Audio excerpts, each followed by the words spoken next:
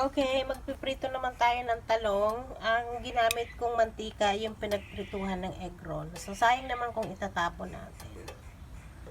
Prito tayo ng talong ngayon. Ayan. Dito tayo sa labas nagpiprito kasi mainit pa naman, may araw. Para hindi mangamoy yung ating piniprito. Kasi guys, pag nandito kayo sa malamig na lugar, kumakapit talagang amoy ng mga niluluto sa bahay. So, para maiwasan natin yan, syempre, tayo ay ayaw naman natin na pagdaan natin sa kapwa natin, amoy ulam tayo. So, ayan. Hintayin natin itong luto. Nakapagprito na ako ng dilis galing ng Bicol. Shoutout nga pala sa pinsan ko na nagbigay ng dilis. Bagong sariwang-sariwa, tapos pinatuyo. Ang bango talaga siya. Wala talaga siyang amoy mabaho. Ang sarap niyang iluto. Sa mga ganyan, dapat sa labas talaga yon. Kasi sobrang amoy nun sa loob ng bahay.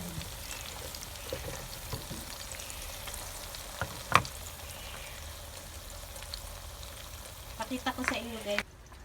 Iba na yung kulay ng mga dahon. Maple tree yan, oh. Malalagas na yan.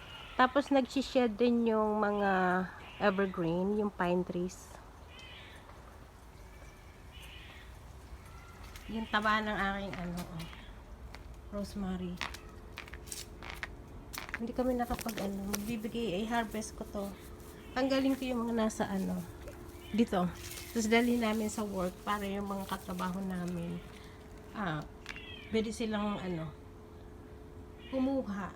Alam nyo guys kung gaano kamahal to sa tindahan, sa grocery store, ang mahal. So, tamang-tama, magta-Thanksgiving, pwede nilang ilagay sa turkey. Ayan. Balik tayo sa ating niluluto mamaya. Dahil malapit na tayong kumain, kapartner nito ay dilis na aking niluto.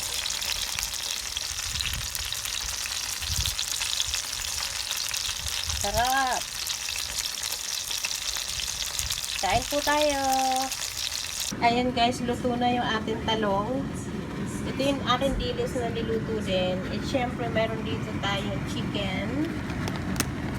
Roasted chicken dyan. Yan ang magkaka-partner. And syempre, yung bagong lutong kanin. Hindi mawawala ang kanin guys. Kaya umuusok pa siya. Kain tayo ng dinner ngayon. Simple lang siya. Pero panalo. Ito talaga ang gusto ko. Dilis. Okay na itong chicken na to, nakainan ko na yan. Pero ito, nag-crave ako ng Filipino food. Bye! Salamat po!